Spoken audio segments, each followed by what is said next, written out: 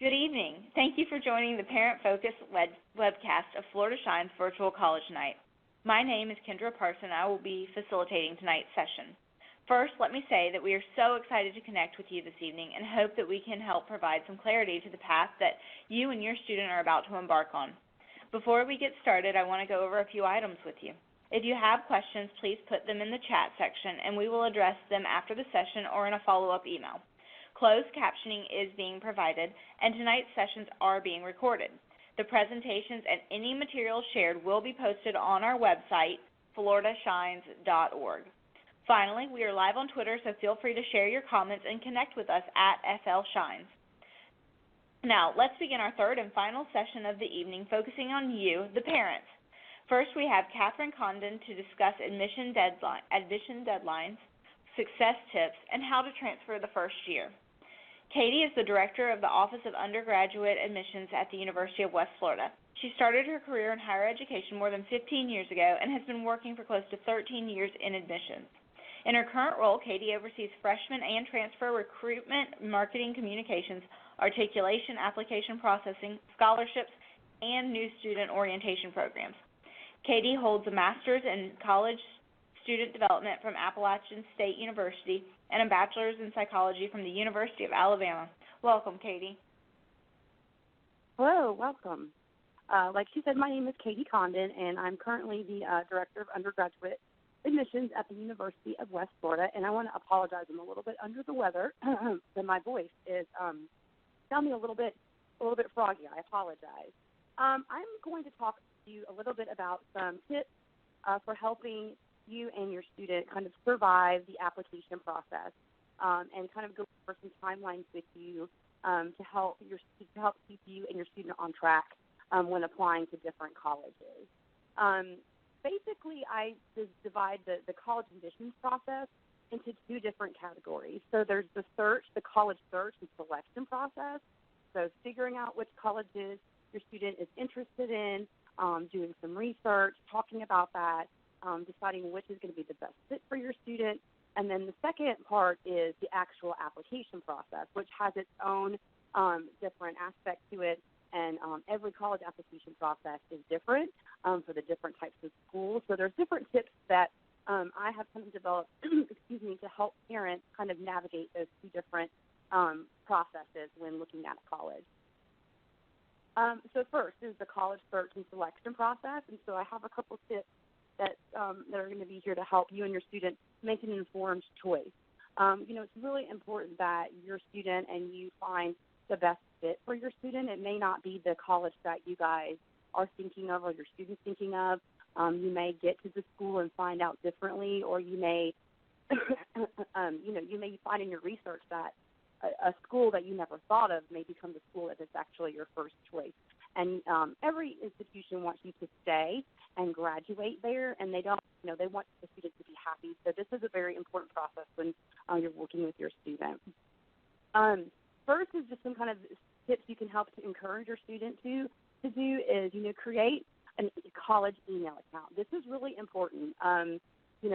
Create an email account. They're free, and use it only for college purposes. So we see all the time names like Sexy Kitten 18 and Party Time 24 at Gmail. So it's really good practice to just go ahead and have an email account that's separate, because you're going to be getting a lot of communication, and also that might open up the communication lines for you and your student to kind of share that login together, because it is just college information that you're getting through that email account. And so you can also, if your student, you feel comfortable, you and your student can share that login and check the email together. So that's also a great suggestion for that. We don't want college messaging to get in the mix with other personal messages and stuff like that. Sometimes they're hard to sort through, and I know students get a lot of junk mail and things like that. So it's just a good practice. As soon as you're ready to start putting your name on mailing lists or communication lists for different schools, to go ahead and develop an email account that's just for college purposes. And also, we really want students' parents to refrain from using their email address. What we see happen over and over again is, that parents are filling out inquiry forms for colleges, and they're putting their email address. So, the parent's email address. But what happens is when we go to match test scores, when your student takes the ACT or SAT, and they put a different email address on there, a lot of times we don't have information on the student, and we use the email to match different test scores or different documents before they apply, and so we get a lot of duplicates. And so it's just good, again, to have your student be using this email they've created and not the parent email. And also, we find a lot of times parents or students will call and say, well, I never got that communication. And then we go in and look in the system and find out that we have their parent's email, and they haven't seen any of the communication that we've been sending. So that's just a tip on that for that. Also, research each school. Schools' websites are really robust these days. A lot of them have virtual tours. They've got really cool interactive videos. They've got different stories. They're a great way to start your college search.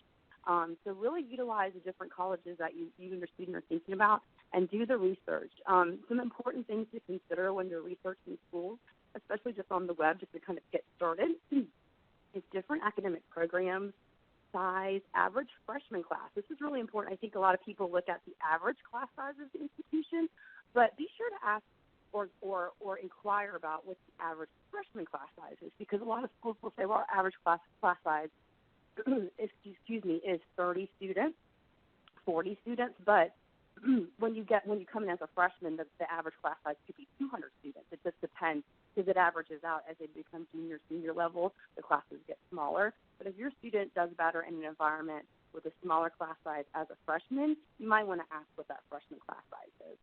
Also, the type of school. Is it a public school? Is it a private school? What's the cost? Is the distance from home? That's often a question that students don't really consider. They look at these colleges all the way across, the United States or far away, and then, when they were ready to come home, they don't have a means to get home because they're too far of a drive, but they can't afford a plane ticket. So it's also really important to consider distance from home and how often you think your student might be coming home that first year. Another important thing is the academic profile of the incoming freshman class. That's a great way to see if your student fits into that academic profile. Are they above it? If they're above it, that would be a safety school. If they're below it, that might be a reach school for that student. So just some things to consider. I'm going to take a sip of water real quick. Also, after you've done research, talk with your student. Encourage them to do their own research. Maybe you do your own research, and then talk with your student. Maybe designate times for discussion. A lot of times, parents will say, did you apply to this institution? Have you looked at this school? But it's, that can be kind of nagging for the student. So if you want to set like a time, maybe weekly or whatever works for your schedule, to sit down and discuss these things with your student. Hey, what did you find out about this school? I looked up this school and I found this. Talk about why they're interested in these schools. Why they think that, whether they think it'll be a REACH school or a safety school. Those are just different things. And it also allows kind of time for you to connect with your student and just talk about the different things that you guys are finding in your college search process. The next tip would be to narrow down a list and select schools to visit. The visit is one of the most important determinants in whether a student will attend a school. I understand sometimes you can't visit all the schools, but a lot of times a student will have like a number one choice school. They'll go visit and they'll say, oh my gosh, I don't feel like I'm going to be successful here. I don't feel like I fit in. And they immediately disregard that school and don't apply, or they don't accept, or they don't confirm. So it's really important, if you can, schedule visits. Schools have so many different types of visits. They have open houses. They have, a lot of them have campus tours. Some of them have specialized campus tours for various programs, various visit programs for various different departments. So there's just lots of different types of ways to visit for the different schools. And again, like I said, the visit is often the key determinant in selecting the right college. So some more. These are just some opportunities for the parents to get involved. Most schools have a parent communication list or mailing list of the admissions office. So this is even before your student applies. This is like their junior year, even some sophomore year, maybe freshman year. You can join these messaging and communication list, and then you can actually put your parent email on this one because it's designed just for the parents. There are also parents associations at most schools, and you can ask for access to that, and you can ask parents of current students at the institution, what has your student's experience been like? What is the cost? How are you managing the transition and those sorts of things? And that's what the parents associations at institutions are there for. And it's just great to get a parent's perspective of a student that's currently attending. They'll tell you the ins and outs of different things, and how to transition successfully their first year. Like I said, do your own research and compare notes with your students. A lot of topics for parents are safety, cost, financial aid and scholarships, important dates and deadlines. Each school has to post all of their safety, information online, and it will list their crime statistics and those sorts of things. And you should be able to find it. Sometimes it's on the admissions site, sometimes it's on the police site. It just depends, but you can look up all of those facts on the different colleges' websites. Okay, so the second part to this is really the application process, which is applying or registering. It depends on the type of school. Some schools, there's different admissions requirements. It just really depends on the type of school that you're looking at. There's universities, there's state colleges. We're in the state of Florida, so we have a ton of great institutions, state institutions, and we have private institutions that are really amazing. Lots of state colleges that also offer 4-year degrees. And then we have 12 state universities. I'm not sure how many private schools we have, but I know we have a lot of them in the state as well. And each of them is going to have a different application process or registration process depending on what kind of school that they are. The number one tip, no matter where you're going or what you're doing or what school you're going to, is apply early. Find out those dates and deadlines. When are they accepting applications? When's the best time to register? Find out what those dates are and apply early. Don't wait till the last minute, because if you're missing something, or maybe they didn't get your transcript from your high school, or something where there's a glitch in the system and something happened, you want to be able to have time to follow up with the institution and make sure that you have all of your documents in, that everything is set to go, those sorts of things. So apply early. Most schools start taking applications the fall of their senior year or earlier. I know a lot of the SUS institutions, which are the Florida universities, we open our applications in July. Other schools wait a little bit longer. Some have registration periods. I know a lot of the bigger schools will have registration periods right before the semester starts. But research those schools and find out when the deadlines are for those different schools, and be sure to get yours done early. Also, encourage your students to make connections with their admissions counselor at each school. So, even this, and again, this is the junior year of your, even sophomore year, senior year, reach out to the admissions counselor or someone in the admissions office, or depending on, the registration office, and ask them questions and make sure it's your student. You can also call as well, but make sure that your student calls and encourage them, maybe you will sit with them and give them a list of questions, but let them do the talking and let them ask the questions.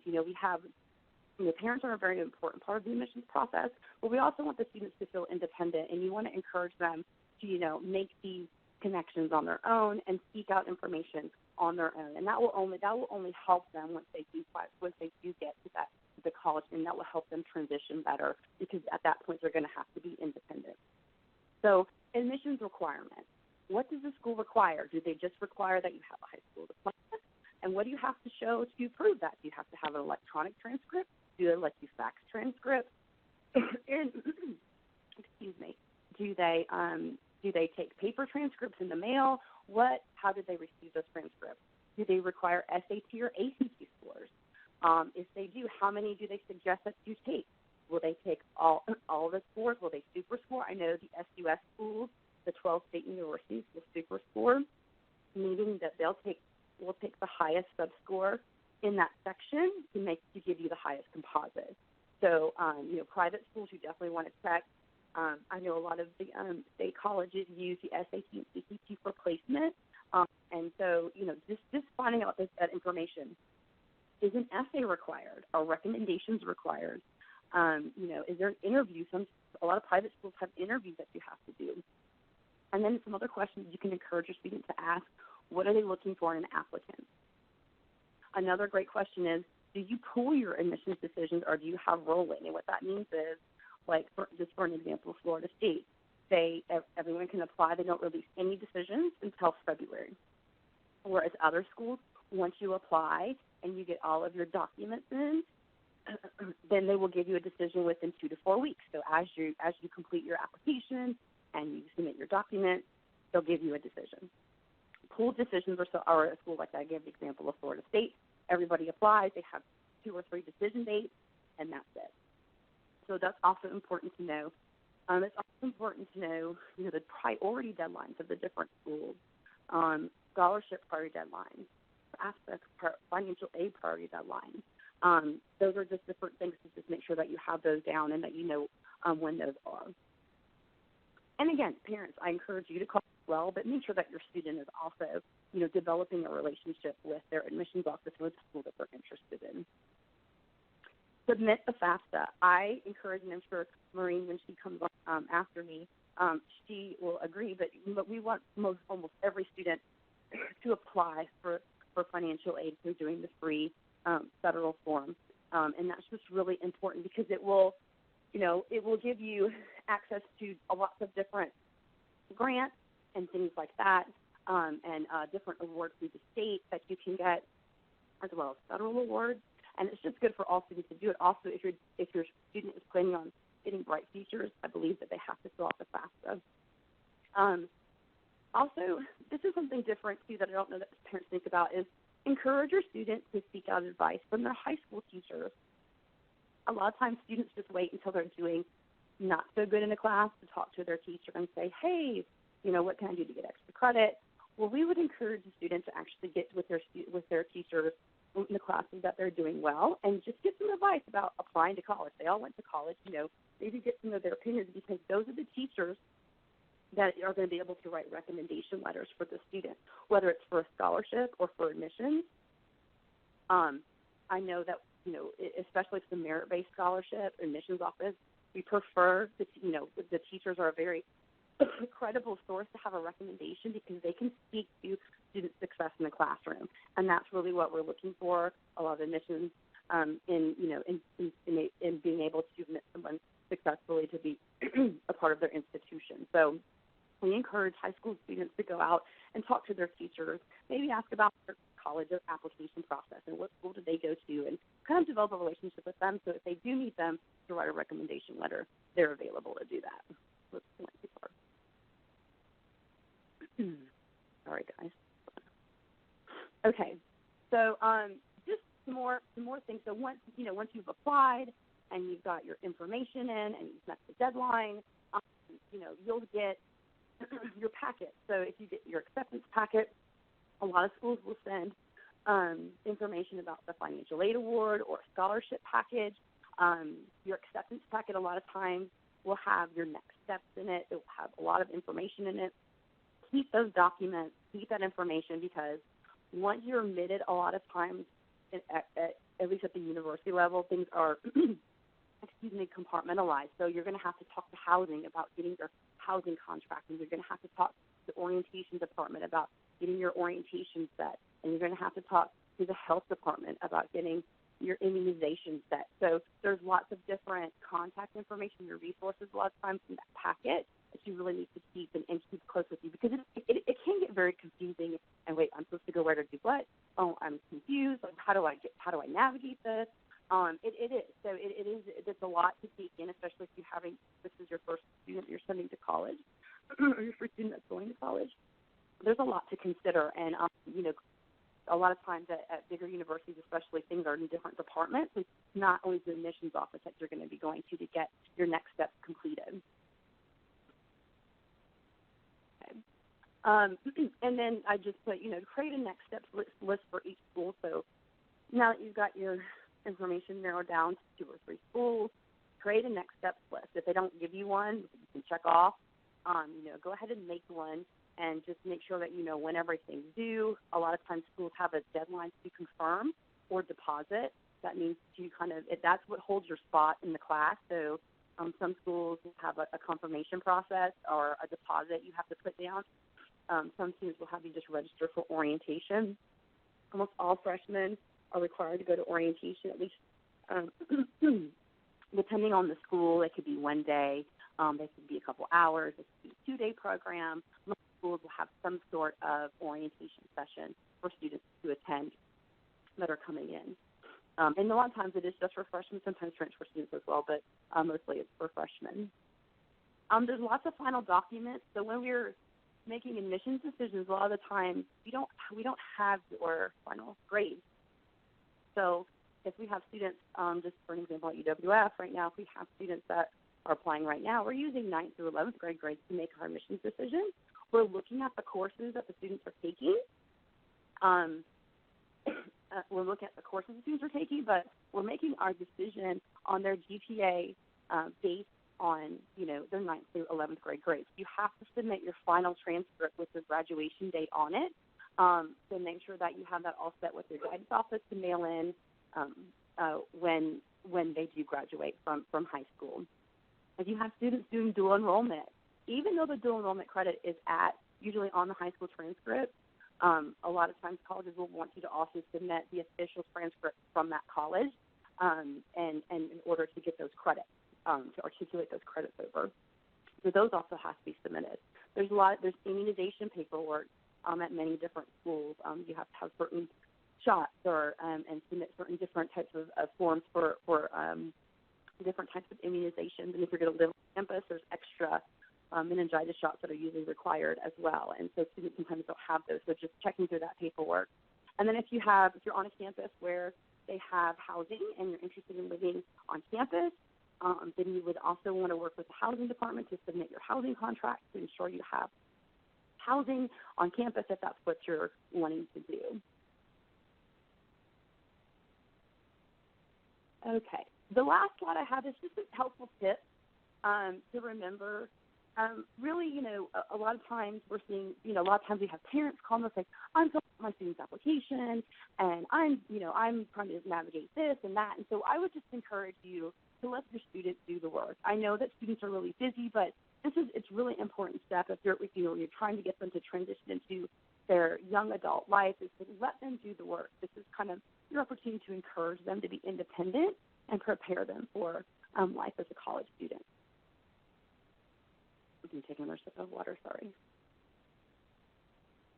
So this is a great way to generate some conversation and discussion and, talk to your student about the college search and the application process. And again, I think it's helpful to set designated times, like maybe on Tuesday nights, like we get together, mom and dad, you go to dinner somewhere or have dinner at home or go have dessert or something and just kind of talk about your college process and college selection, and have a conversation with them. Also, I think it's really helpful to develop a timeline of dates and deadlines for each school that you're applying to. Maybe create a calendar that you can share with your student, whether it's an electronic calendar or a calendar, a physical calendar, and write those dates down and just make sure that you guys are on track for keeping those. Schools have all different dates and deadlines and all different, and it's really hard to keep track of that. So I think maybe trying to put it all together and keep you guys on track, that's also very helpful for you and your student, and then you can talk about those together. And just a reminder, there's FERPA, so it's the Family Education Rights and Privacy Act, and it prohibits universities, institutions, colleges, higher education institutions from disclosing information to anyone but the student. So it's really important when you are going through orientation processes or your student is planning to attend a college, they do have a waiver that your student can sign with the person's name on it that's allowed to receive their information. So a lot of times parents get very frustrated, and I understand I have children as well, because their parents are paying the bills and they want to know, did my student go to class? Did they pay their bill? What's their grade? And we can't tell them that. We're not allowed to through this federal law. However, if the student has signed a waiver, we will have it on file, and we would ask the parent the name or whoever we were talking to and make sure that it matched the person on the waiver, and then we could disclose the information. So also kind of talking to your student about that is important, because you want to keep the lines of communication open between you and your student, because when you move forward into when they're at college or going to class, you want to make sure that they feel comfortable telling you what's going on and what their grades are and those sorts of things, because if they haven't signed the waiver, we will not be able to tell you unless it's an emergency. And that is all that I have for my presentation. If anyone has any questions, I put my email on here. It's kcondon@uws.edu, and I would be happy to share any information with you. I also provided a timeline, kind of just like a worksheet, and it's just a timeline. If there's any junior parents out there, I know there's probably seniors and junior parents or even sophomore parents out there of high schoolers, just kind of a timeline for your college search and your application process. And, taking the ACT or SAT their junior year is really highly recommended, and just kind of a timeline to help you, the summer before their junior year all the way through their the summer after their senior year. Well, thank you so much for your time. I hope you enjoyed the presentation and it was helpful. Again, if you have any questions, please feel free to contact me. Thank you, Katie, and we really hope you get to feeling better. And I am so sorry. I sounded so hoarse. Oh, we appreciate you making it. No problem. It was wonderful. So I guess let's move forward, since we have a better idea of how to succeed in college. We can talk about the money. Maureen Anderson is going to lead our next session. Maureen McFarland Anderson currently serves as the Director of Financial Aid at the College of Central Florida. She has more than 20 years of experience in financial aid administration and has worked at various institutions, including Santa Fe College, Valencia College, as well as a public technical college and private law school. I know that Ms. Anderson has tons of tips and advice for us, so without further ado, welcome, Maureen. Hello, thank you for having me, and thank you for everybody coming and participating in this. Thomas Vo did a presentation a little earlier for students, and it went over the application process and financial aid and the types of financial aid in great detail. I am not going to do that in this presentation. This is more tips and tools for parents in understanding the process and what they can do to help their student. The first thing that we recommend parents and students to do is to complete the free application for federal student aid, which is otherwise known as the FAFSA. It's important to know that the application is free. There are some FAFSA.com websites out there that do charge. You are not to pay for this application. It is a federal application. So if you're at any place where they're asking for money, go out and go to the actual federal website, which is FAFSA.ed.gov. The FAFSA for the 2017-18 academic year can be done now, anytime after October 1st, 2016. If you had previous students in college, you would know that that is a little bit different. It used to be that the application began January 1, but there was a change for the 2017-18 school year, so it's available earlier, October 1st. And the other big change is we're using what's called prior income. So for the 2017-18 academic year, we're using the 2015 tax information. That is intended to assist families in better planning for the student's education in two ways. One is because the application is available earlier, families can make decisions about the student's financial aid earlier, as well as using the prior tax information. You wouldn't have to wait to fill out your taxes. Your 2015 tax information should already be filed and completed, so there should be no reason to not fill out the application on or near October 1st. When you're doing the FAFSA, you can transfer the tax information directly from the IRS. It's called the IRS Data Retrieval Tool. And it will ask you when you're in the FAFSA application a couple questions about the tax return, specifically obviously your name, social security number, and your address, and it will link you to the IRS website. This is the preferred method for getting the tax information on the application, and I'll explain that in a couple slides. The FAFSA must be completed every year for the student that is attending college. And as a quick example, if you watch the show The Middle, they have two children that are going to college, and the last couple weeks, one of their children forgot to fill out the FAFSA, and she went to renew her financial aid, and it was funny because there was a bunch of posters behind her that said renew your financial aid. She didn't know that she needed to do that. So it's important. Some students do forget. Some families do forget that it does need to be done every year. Once you've completed the FAFSA, what happens? When you complete the FAFSA, you enter in the institutions that you wish to receive the information. This information isn't available to an institution unless you designate that you want them to receive that information. And so the institution will receive the results of the FAFSA in approximately 3 business days.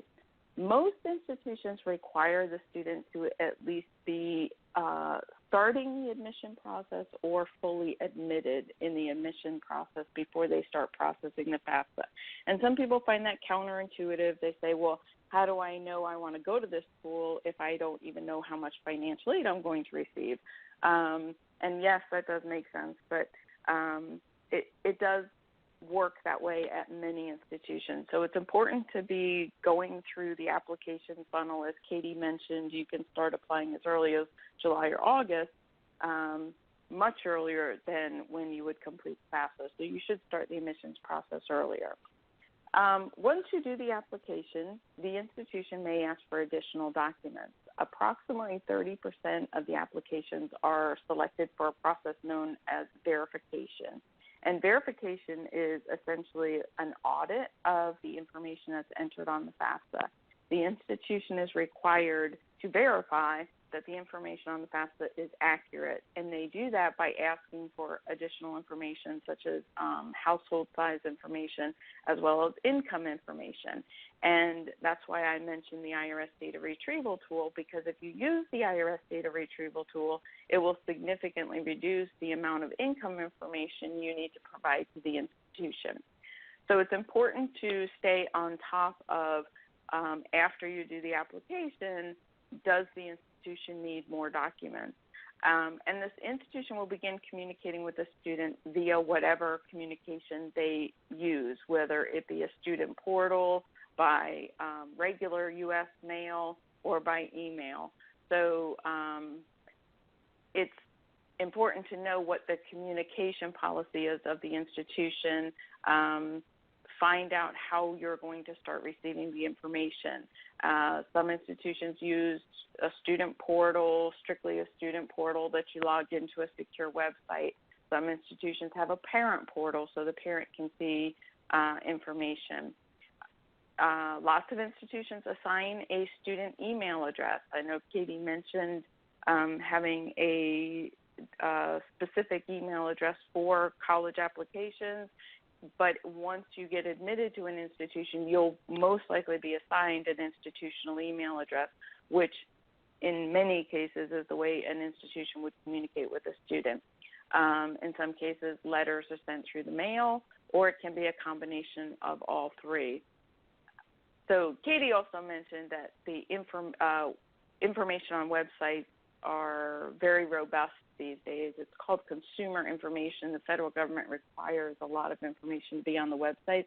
So students and parents can find out a lot of specific information about the institution, including how will I be communicated with. It's important for parents and students to communicate and share the information. As Katie mentioned, the conversation needs to occur because in some cases the student receives information, they don't share it with the parent. If the parent receives the information, they may not share it with the student.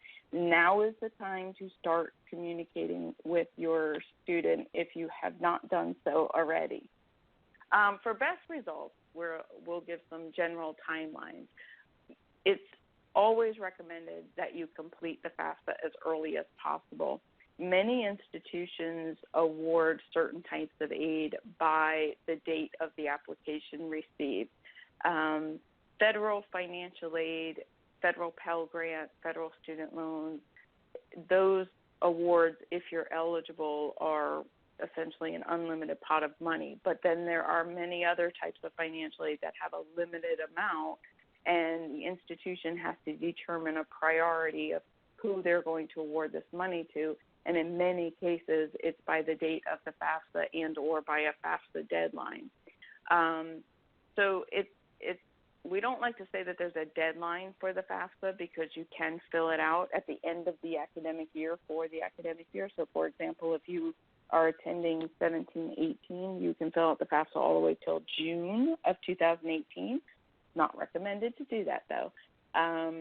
But we say that there's a deadline, and that deadline essentially applies to getting the most amount of money available to you. Again, with timelines, turning in your additional documentation and submitting them to the institution soon after that they are requested. If the institution is requesting documents, they're usually required for the awarding process to continue. Institutions will begin aid packages, and that's what we call awarding the student, anytime between January 1 and June 30th. And this, I'm giving you a ballpark because of this new transition of the early FAFSA. Institutions haven't really gotten into a groove of what they're doing, but essentially students will be getting awarded probably any time from January 1 through June 30th, depending on the type of institution. So again, early bird catches the worm.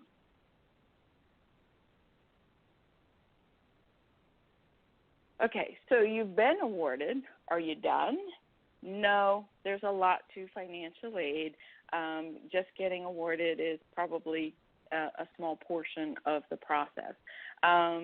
Filling out the FAFSA usually gets you qualified for federal financial aid and also considered for scholarships and grants by the institution. However, if the student is going to receive Bright Futures, that's actually a separate application process, and that's on the Florida Financial Aid Application website. And in that application process, you must indicate and or update your school information.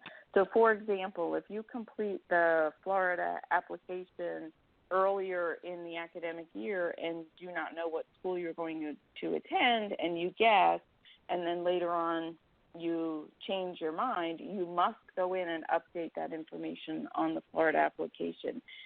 They will not send the student's information unless the student designates that they want that institution to receive the information. Also, Florida prepaid. If you have Florida prepaid or if the student has Florida prepaid, it's important for them to check with the institution on their prepaid policies and what do they require in order for that prepaid to be used. Some institutions require that the student submits the information every semester. Some institutions require it a one-time thing and or just opting out if they choose not to use it along the way. So check with the institution and see what they need to get the prepaid activated. Apply for scholarships. The best way to find scholarships is actually on the institution's website for scholarship opportunities. And again, I'm not going to go into great detail because Mr. Vo's presentation talked about scholarship availability and best places to search for scholarships. But always think about the likelihood of getting a scholarship. I tell people think of it like a funnel. Start with the smallest amount of students applying. So at your institution that you plan to attend, look at those scholarships. Then look within your personal organizations and communities. And then think of the national scholarships as the last thing. For example, the Coca-Cola scholarship, there's thousands, maybe millions, but thousands of students applying for those scholarships. You want to be one of the few applying. So it's best to stay within your local community and the institution that you plan to attend when applying for scholarships. So many people say, well, I just want loans and that's not financial aid. Well, financial aid does include federal student loans.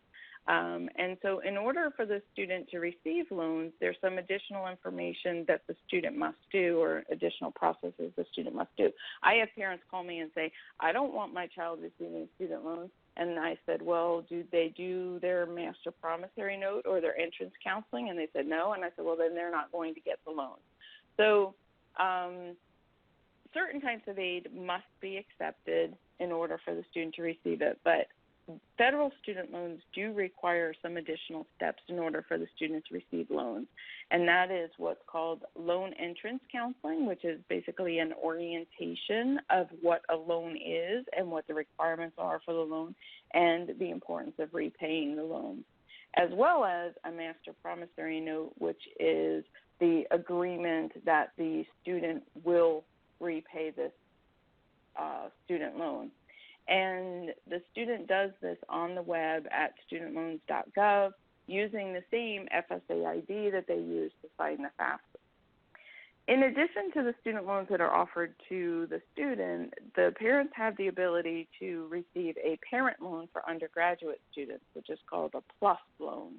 And information about the PLUS loan can be found on the Federal Student Aid site, and the parents can borrow for the student's education. In some cases, it would pay for the student's expenses. In some cases, the parent would receive a disbursement of the overage, and I'll talk about that a little bit more in a couple seconds. Talk to the student about loan debt and borrowing.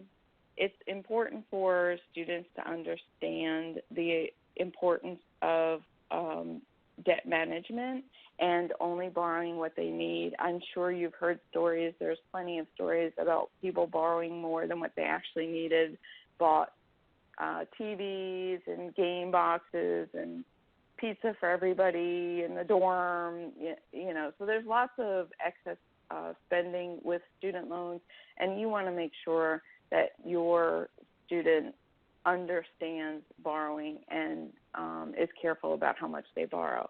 Loans must be repaid. However, it is an investment in the future. So it's kind of, I think of it like a mortgage. You buy a house, you know, you have a mortgage, and that house is an investment.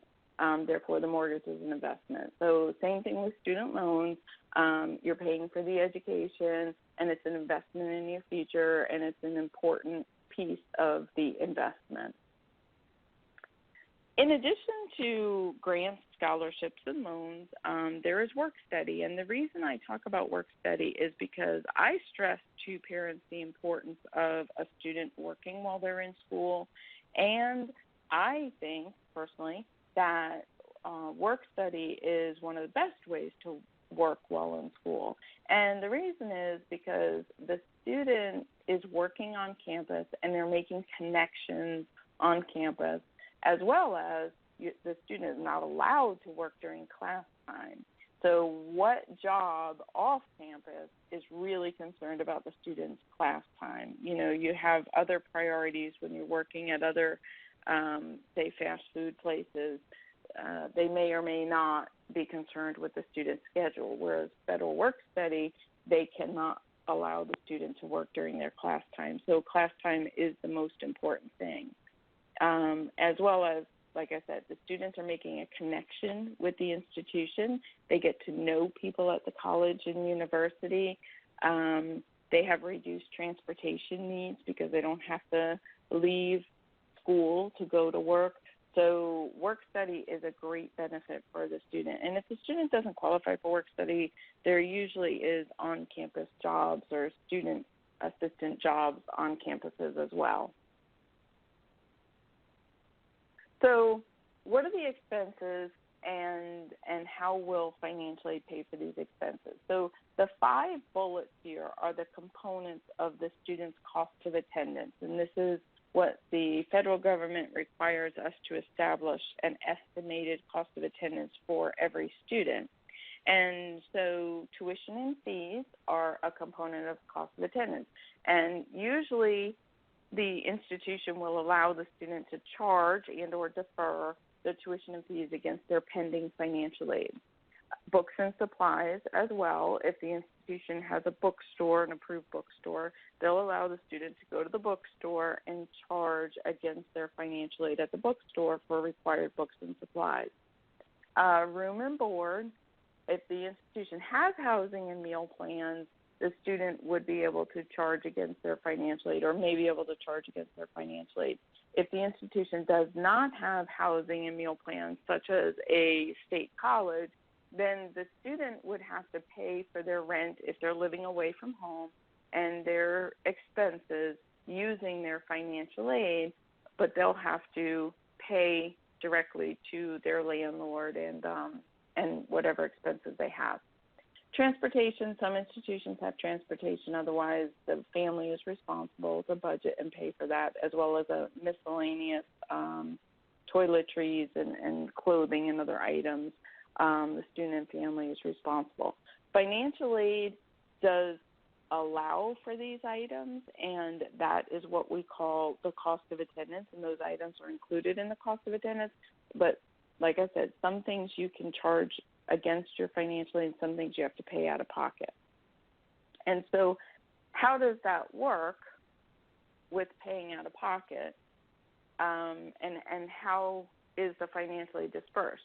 So in general, student must attend their classes in order to demonstrate that they're eligible for financial aid. Hopefully that is assumed. But usually, in many cases, financial aid is not dispersed until classes begin.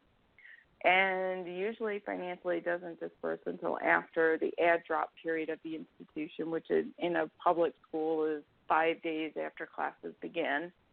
And the reason for that is because you have to make sure that the student is in class and their schedule has been settled, as well as have the ability to charge whatever books and supplies they need. So there's reasons for the timing. I tell students and parents it's best to plan to receive the aid several weeks after classes begin. Plan and assume that you need to have some money available so that they can be able to pay for their expenses until their financial aid comes in. And if there's a remaining balance, so how it works is you have financial aid, you deduct your tuition and fees, books and supplies, and anything remaining goes to the student. And that usually occurs either by direct deposit or by a check or an institution-issued store value card where the funds are put on a card for the student to use.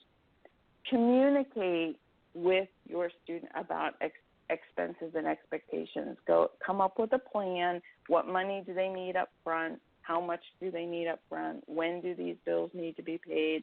When will financial aid be available? And have a plan. I can't stress this enough about talking to your students about finances and understanding real life, so to speak, bills and expenses. Research shows that financial literacy is learned in the home by the parents for the most part, as well as it's also hereditary, so to speak, in that it is learned in the home from the parents. So talk to the student about household expenses. Now is the time to go over with them a budget and what costs are involved in the budget: utilities, insurance, car payments, rent, and things like that. Talk to the student about credit cards. They'll be exposed to credit cards. They may have the ability to get credit cards. You want them to understand credit and credit cards while they're with you and not learn this if they leave the home on their own and get in over their head. It's important for them to understand their finances and their financial future. If they are swimming in loan debt and swimming in credit card debt when they graduate, they may have bills that they can't meet. Lots of times students think, well, when I graduate, I'll be making money. But think about that mortgage that I told you about earlier. When you graduate, you'll be making money, but how much is your monthly payment? Could you afford a $300 loan payment or a $500 loan payment? Live within your means. It's very important for the student and the parent to have these conversations and continue them. If the student moves away, continue these conversations about their expenses. I tell parents and even students that financial aid is kind of a double-edged sword. Oftentimes, we disperse funds to students, and the funds that we disperse at the beginning of the semester in the fall and the beginning of the semester in the spring are thousands of dollars. And I said, that's not real life. We as adults who are working, we don't get thousands of dollars and then have to budget 4 months of our expenses with those thousands of dollars. So we're putting these students in a very difficult situation where they get a lot of money and then they have to plan for the next 4 months. So it's very important for you to talk with them and help them understand how to plan and budget with this money. So what can a parent do to help? Katie had talked about FERPA. FERPA is the Family Education Rights and Privacy Act, and it protects the student's right to privacy. So it's important for the parent to understand that the institution is limited in what they can tell the parent. Yes, the parent has to fill out the FAFSA. Yes, the parent has to provide their information. But once that information is provided, then it's the student's responsibility to take care of their business in financial aid as well as other areas in the college. It's up to the parent to encourage and support their continued attendance in school and their perseverance in their classes, and make sure that they understand how important it is to apply themselves, support the success in their classes, support them progressing through their education by taking what they need and being directed so that they're not spending excess time in education, borrowing excess dollars in loans for classes that they don't need. Encourage and support the student to learn the process and the requirements. So lots of times parents want to handle things for their students, and many times that does not do them any favors. It's a disservice to them, because understanding the processes helps them understand and appreciate what they're going through. So it's important for them to know what's happening and for them to understand what they need to do. And encourage and support them to handle their own affairs. I totally encourage you to communicate with your student, have an open line of communication, ask them, have you done this, have you done this? And yes, it is nagging, and I know they might not appreciate that. Maybe have a checklist on the refrigerator. But have the open dialogue, but you should allow them to take care of this with your encouragement. And I've said, you've done a great job. So as a parent, you've taught them, and now it's time for them to demonstrate that all the great things that they have learned from you and that they can move on. And that concludes my presentation. Thank you so much. And this actually concludes our presentation for the evening. Just as a reminder, don't forget about our hands-on workshops tomorrow, focusing on My Career Shines planning tools, FAFSA, your gateway to financial aid, and Complete Florida, Adult Learners Back to School Basics. As a reminder, you will receive a follow-up email with a survey that we hope you will complete. All presentations and materials shared will be posted on our website, floridashines.org. For additional information, please email us at collegenight@flvc.org, and don't forget to follow us on Twitter @FLShines. The virtual college night will resume tomorrow afternoon beginning at 3 p.m. Eastern. For a full list of presentations, visit our website, floridashines.org. Thank you.